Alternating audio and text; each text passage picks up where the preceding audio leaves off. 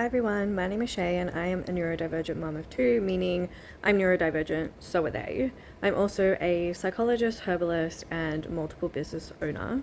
I wanted to come on and talk about the new research that is all about children and their development, which I find really interesting, not only being a mum but also being a psychologist, what affects their learning and behavior. And for a long time, even before I had my son, I had seen these people say, don't praise your kids too much. Like, don't praise them for doing something mundane and doing it well. And I always thought it was weird because I'm like, wouldn't you praise them so then they develop self-confidence in even things like brushing their teeth, because it would get them to do it.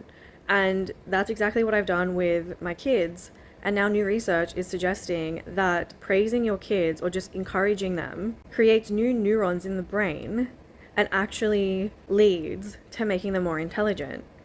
But I don't think it's just that. I think it's also that it makes them more confident. So then they're more willing to try new things, give things a go if they're like really challenging, and not give up. Instead of a child that has never been encouraged or never been praised, and I speak from experience with that, doesn't feel like they're capable of things that they're very capable of doing. So it's like we have to teach our kids that they should be confident in these things and they should continue to try even though it's difficult, so then they can go out into the world without us and they can confidently do their job, they could confidently do their self-care, which is also like another thing I've been seeing about how like men don't wash their butt. And let me tell you, I'm not raising my boys to be like that. Like, I know the bare minimum of that side of TikTok and I'm just like, absolutely not. Like, they're gonna know how to take care of themselves and how to take care of the house, how to take care of someone else, and have the skills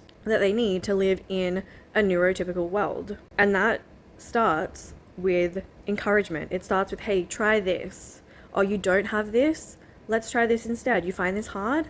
Try again. You got this. And then over time, they start to realize that, oh, I do have this. I can do this. I believe in myself. Because if someone doesn't believe in you as a child, you're not going to believe in yourself as an adult. Like, you're not. That's what you're going to come and see me for therapy. And then we're going to untangle all the childhood trauma and help you realize that you're more capable than you think you are. And I think if any one of my clients were to attest to this, they would definitely agree with me. And I just think about all of the kids that have parents that don't encourage them or don't praise them and don't give them like the love and affection, and that makes me really sad because you're just depriving your child of basic needs that's going to impact their learning, their behavior, their interaction with others, how they perceive the world. And it's just such an interesting thing that people think that they shouldn't encourage or praise their children because they're worried that they're going to get inflated egos or they're going to become narcissistic. And I think that is just such a projection of where parents are at with themselves than they are with their kids turning out like that. Because really the only thing that's going to happen is that you're going to raise confident, autonomous people. You're going to raise children that are confident walking into a room, are confident speaking to others, are confident in asking for help, and knowing that whatever they put their mind to, they can achieve, whether it's challenging or not. And I think a lot of us, and I say us as parents, we're parenting our children how we wanted to be parented. And I think that is a really key example of what we have been missing in our childhood that we've had to go and untangle to then recognize that that's what our kids need. And I think the more that I parent, I think the more time that I spend with my kids is the happiest time of my life, other than being a psychologist, other than meeting my husband, because they're so easy to love.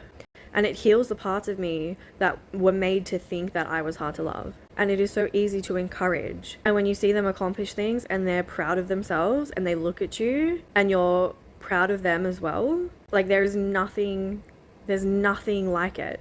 And that's what I want to raise. I want to raise the kid that stands on the stage and looks for me and sees me and becomes so proud that I'm there, that they become proud of themselves because I've always believed in them from when they were born. And you will see it trickle out into how they treat others, how their relationships are, how they love you back, and how they perceive themselves in the world, like I've said.